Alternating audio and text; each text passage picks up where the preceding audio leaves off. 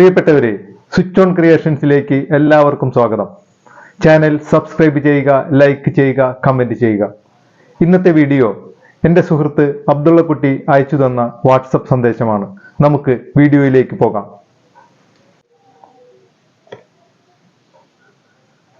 വീട്ടിലേക്കുള്ള വഴിയിൽ വിളക്കുകാലിൽ ഒരു ബോർഡ് തൂക്കിയിട്ടത് കണ്ടു. അതിലെന്താണ് എഴുതിയിരിക്കുന്നത് എന്നറിയാനുള്ള വ്യഗ്രതയുണ്ടായി. അടുത്തുപോയി നോക്കി. അതിൽ എഴുതിയിരുന്നത്, എനിക്ക് കാഴ്ചശക്തി കുറവാണ്. ഈ വഴിയിലെവിടെയോ എൻ്റെ ഒരു 50 രൂപ കളഞ്ഞു പോയിട്ടുണ്ട്.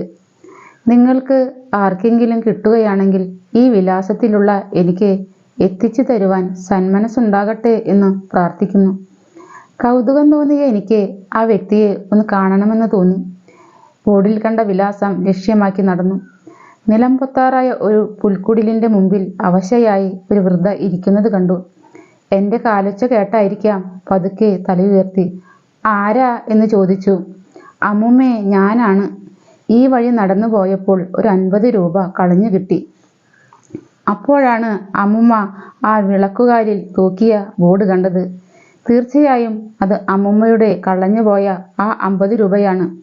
അതിവിടെ തന്നിട്ട് പോകാമെന്ന് വെച്ചു.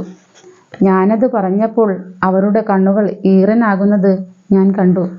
അവർ പറഞ്ഞു, ഇപ്പോൾ തന്നെ 40-50 പേര് വന്ന് വഴിയിൽ നിന്ന് ഞങ്ങൾക്ക് 50 രൂപ കളഞ്ഞു കിട്ടിയിരിക്കുന്നു എന്ന് പറഞ്ഞ് അത് എന്നെ ഏൽപ്പിച്ചു പോയിരിക്കുന്നു. എന്തോ ആ വിളക്കുകാലിൽ ഞാൻ അങ്ങനെയൊരു ബോർഡ് തൂക്കിയിട്ടില്ല. എനിക്കാണെങ്കിൽ എഴുത്തും വായനയും അറിയില്ല. കുഴപ്പമില്ല അമ്മൂമ്മേ, ഇത് വെച്ചോളൂ എന്ന് പറഞ്ഞു ഞാൻ ആ 50 രൂപ അവരുടെ കയ്യിൽ തിരുകി. പക്ഷേ താങ്കൾ പോകുന്ന വഴി ആ ബോർഡ് അവിടെ നിന്ന് എടുത്തു മാറ്റിയേക്കൂ എന്ന് അവരെന്നോട് അപേക്ഷിച്ചു. വളരെ കൗതുകരമായ ഒരു കാര്യം കൂടി പറയട്ടെ. തന്നെ കാണാൻ വന്നവരോടെല്ലാം അവർ ആ ബോർഡ് അവിടെ നിന്ന് മാറ്റാൻ ആവശ്യപ്പെട്ടിരുന്നു. പക്ഷേ ആരും അത് ചെയ്തില്ല എന്ന് മാത്രം.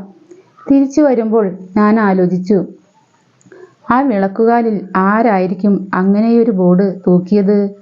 തന്നെ കാണാൻ വന്നവരോടെല്ലാം അവരത് എടുത്തു മാറ്റാൻ പറയുന്നുണ്ടെങ്കിലും ആരും അത് ചെയ്തില്ല. ഏതോ ഒരു മഹാമനസ്കന് അന്ധയായ ആ വൃദ്ധയെ സഹായിക്കണമെന്ന് തോന്നിയിട്ടുണ്ടാകും.